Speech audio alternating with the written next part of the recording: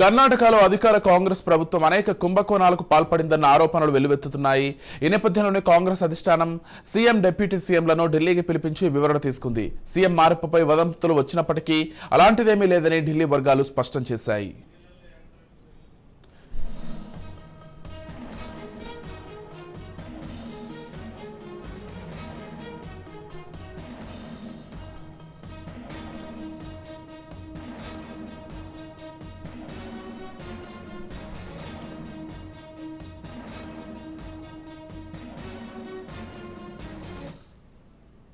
కర్ణాటకలో మహర్షి వాల్మీకి షెడ్యూల్డ్ తెగల అభివృద్ధి కార్పొరేషన్ల అక్రమాలకు సంబంధించి మనీ లాండరింగ్ విచారణలో భాగంగా ఎన్ఫోర్స్మెంట్ డైరెక్టరేట్ కర్ణాటక మాజీ మంత్రి, కాంగ్రెస్ నాయకుడు బి నాగేంద్ర, ఎమ్మెల్యే బి దద్దాలతో సహా 4 రాష్ట్రాల్లో సోదాలు నిర్వహించిన సంగతి తెలిసిందే. మనీ లాండరింగ్ నిరోధక చట్టం కింద నమోదైన కేసులో భాగంగా కర్ణాటక, ఆంధ్రప్రదేశ్, తెలంగాణ మరియు మరో రాష్ట్రంలోని 20 స్థానాలను ఏజెన్సీ కవర్ చేసింది. ఇవేగాక మైసూర్ అర్బన్ డెవలప్మెంట్ అథారిటీలోనూ ఎస్సీ, ఎస్టీ హామీ పథకాల నిధుల మళ్లింపులోనూ అక్రమాలు జరిగాయని ప్రతిపక్షాలు విమర్శలు గుప్పించాయి.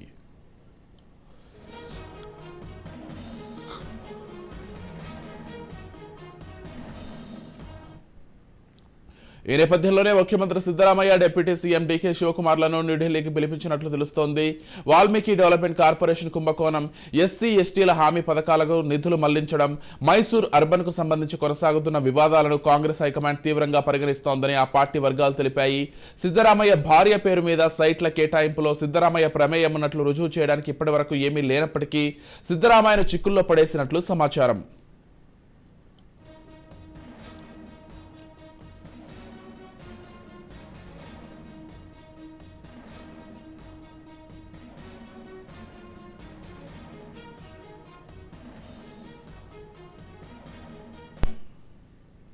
మైసూర్ అర్బన్ డెవలప్మెంట్ అథారిటీ ద్వారా దేవ్నోర్ లేఅవుట్ అభివృద్ధికి 3.16 ఎకరాలు వదులుకున్నందుకు మైసూర్లోని ఒక ఎత్తైన ప్రాంతంలో సిద్ధరామయ్య భార్యకు 14 స్థలాల కేటాయింపుపై ప్రతిపక్ష పార్టీలు విమర్శలు లేవనెత్తడంతో ఈ అంశం ఢిల్లీ దాకా చేరిందని చెబుతున్నారు. దీంతో కాంగ్రెస్ నాయకత్వం తీవ్రంగా పరిగణిస్తోందని అంటున్నారు. అయితే ఈ ఆరోపణలను అధికార కాంగ్రెస్ ప్రభుత్వం ఖండించింది. కర్ణాటకలో 5 హామీలు ఊపందుకుంటున్న తరుణంలో ఈ పుకార్లు కొన్ని స్వార్థ ప్రయోజనాల కోసం వస్తున్నాయని పార్టీ సీనియర్ నాయకులు ఒకరు చెప్పారు.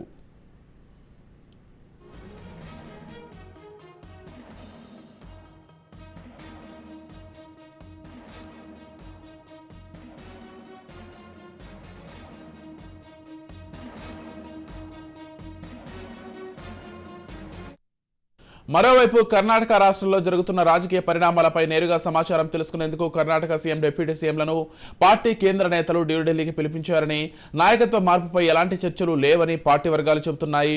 అటు డిప్యూటీ సీఎం శివకుమార్ కూడా ఈ ఆరోపణలను ఖండించారు. కర్ణాటకలోని గత బీజేపీ ప్రభుత్వం వివిధ శాఖల నుంచి 300 కోట్ల రూపాయలు స్వాహా చేసిందని డీకే శివకుమార్ ఆరోపించారు. విధానసౌధ ఎదుట విలేకరులతో మాట్లాడిన ఆయన బీజేపీ నేతలను అవినీతి పితామహులని అన్నారు. గతంలో బిఎస్ యడ్యూరప్ప, బసవరాజ్ బొమ్మాయి నేతృత్వంలోని ప్రభుత్వాల హయాంలో వివిధ శాఖల్లో 300 కోట్ల రూపాయల కుంభకోణాలు జరిగాయని, ఆ వివరాలను సభలో వెల్లడిస్తామని అన్నారు.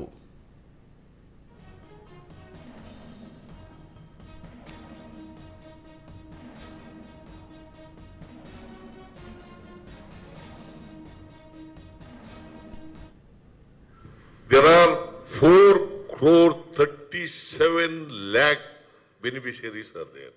For each person, 5 kgs of rice means 30 rupees per kg. It comes to about 170 rupees. We are transferring this 170 rupees for each and every person through DBT, right? Direct transfer of money to the beneficiaries. Gruha Jyoti, it is also started from July. Whoever registered and we promised that the consumption of power up to 2,000 units. 200 units. 200 units, up to 200 units. Some may consume 50 units, some may consume 60 units, some may consume 100 units, some may consume 150 units, some may consume 199 units. See the average of the consumption, we have taken into consideration. So per year, suppose I am consuming 60 units per day. In a year, how much I have consumed? that has been taken into consideration, and the average of it may be 65, it may be 64, it may be 61, it may be 62. 10% is added. That means to say, suppose 60%. దేశంలో ఎన్డీఏతర పాలన ఉన్నటువంటి రాష్ట్రాల్లో ఒకటైనటువంటి కర్ణాటకలో కాంగ్రెస్ ప్రభుత్వం చిక్కుల్లో పడిందా అనేటటువంటి రాజకీయ చర్చ అయితే మొదలైంది. కర్ణాటకలో కాంగ్రెస్ ప్రభుత్వం ముఖ్యంగా ముఖ్యమంత్రి చుట్టూ తిరుగుతున్నటువంటి అవినీతి ఆరోపణలు, వివిధ స్కామ్లకు సంబంధించినటువంటి ఆరోపణలు ఈ అంశాన్ని జాతీయ రాజకీయాల్లో కూడా చర్చనీయాంశంగా మార్చినాయని చెప్పక తప్పదు. ఒక పక్క కర్ణాటక ముఖ్యమంత్రి భార్యకి 14 ఎకరాలు మైసూరులో ఒక ప్రధానమైనటువంటి ప్లేస్లో కొంతమంది వ్యక్తులకి సంబంధించినటువంటి కేటాయింపు ఏదైతే జరిగిందో ఆ జరిగినటువంటి ఆరోపణలు ప్రధానమైనటువంటి రాజకీయ చర్చగా మారితే, మరోవైపు రకరకాల అవినీతి ఆరోపణలు, రకరకాల స్కామ్లకు సంబంధించిన ఆరోపణలు కూడా కీలకంగా ఉన్నాయి. వీటన్నిటినీ కలిపి ఆలోచిస్తే కర్ణాటకలో కాంగ్రెస్ ప్రభుత్వం యొక్క భవితవ్యం ఏంటి, కర్ణాటకలో అధికారంలో ఉన్నటువంటి కాంగ్రెస్ పార్టీ ముఖ్యమంత్రిని మార్చబోతుందా అనేటటువంటి రాజకీయ చర్చ కూడా మొదలైంది. ఒకవైపు డీకే శివకుమార్ ఆరోపణలను ఖండిస్తూ ఈ ఆరోపణల్లో ముఖ్యమంత్రి పైన వచ్చినటువంటి ఆరోపణల్ని ఉప ముఖ్యమైనటువంటి డీకే శివకుమార్ ఖండిస్తూ గతంలో బీజేపీ హయాంలోనే 300 కోట్ల స్కామ్ జరిగింది, ఆ స్కామ్కి సంబంధించినటువంటి అంశాల విషయంలో ఆరోపణలు ఎదుర్కొంటున్నటువంటి వాళ్ళే ఇప్పుడు ఉన్నటువంటి ప్రభుత్వాన్ని, ప్రభుత్వ పాలనని విమర్శిస్తూ ఆరోపణలు చేస్తున్నారు అని తిప్పికొడుతుంటే, మరోవైపు ఈ కర్ణాటకలో అధికారంలో ఉన్నటువంటి ముఖ్యమంత్రి, ఉప ముఖ్యమంత్రి ఇద్దరినీ కూడా ఢిల్లీకి పిలిపించి కాంగ్రెస్ అధిష్టానం వివరణ తీసుకుంది అనేటటువంటి వార్తలు, దానికి సంబంధించిన ఊహాగానాలు కూడా రాష్ట్ర రాజకీయాన్ని, మరోవైపు దేశవ్యాప్తంగా కూడా ఒక ఎన్డీఏతర పక్షం కొనసాగుతున్న రాష్ట్రంలో అధికార మార్పు తప్పదా అనేటటువంటి చర్చకి దారితీసిందని చెప్పక తప్పదు.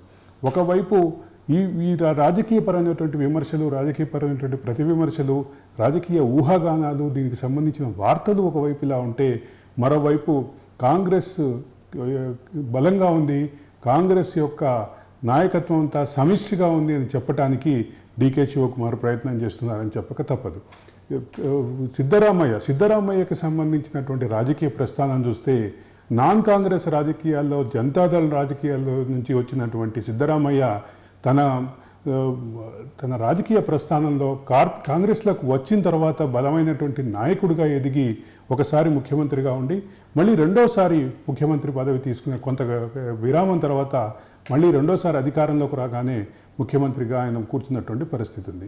ముఖ్యమంత్రి పీఠంలో ఉన్నటువంటి ఆయనతో పాటుగా నడవాల్సినటువంటి పాత్రలో అక్కడ సీనియర్గా, అంటే ఒక కీలకమైనటువంటి కాంగ్రెస్ నాయకుడు, కాంగ్రెస్ యొక్క టార్చ్ బేరర్గా చెప్పేటటువంటి డీకే శివకుమార్ యొక్క అభ్యర్థిత్వాన్ని ఆయనకు ఉప ముఖ్యమంత్రిగా ఆయనతోటి అసిస్ట్ చేయడానికి, ఆయనతోటి కలిసి నడవటానికి కాంగ్రెస్ ఎంపిక చేస్తే, వాళ్ళిద్దరి మధ్య సఖ్యత ఉంది అనే విషయాన్ని కాంగ్రెస్ చెప్తుంటే, వాళ్ళిద్దరి మధ్యలో ఉన్నటువంటి విభేదాలు, అదే సందర్భంలో సిద్ధరామయ్య పట్ల వస్తున్నటువంటి సిద్ధరామయ్య మీద వస్తున్న ఆరోపణలు, దీన్నే కేంద్రంగా బీజేపీ ముందుకెళ్తోంది.